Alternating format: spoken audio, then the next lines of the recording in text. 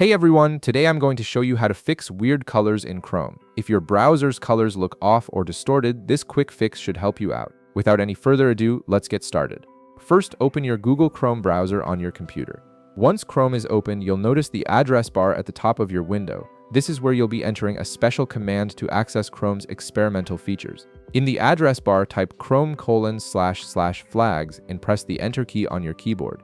This will take you to Chrome's Flags page, which is where all the browser's experimental and advanced settings are located. Don't worry, we're only going to adjust one specific setting here. Once the Flags page loads, you'll see another search bar at the top of the page. This search bar helps you find specific flags quickly without having to scroll through hundreds of options. Click on this search bar and type color. This will filter the results and show you only the flags related to color settings. Now look through the filtered results until you find the option labeled Force Color Profile. This setting controls how Chrome handles color display across your browser, and it's often the culprit when colors appear washed out, overly saturated, or just plain wrong. You'll notice there's a drop-down menu right beside this option. Click on the drop-down menu next to Force Color Profile. A list of different color profile options will appear.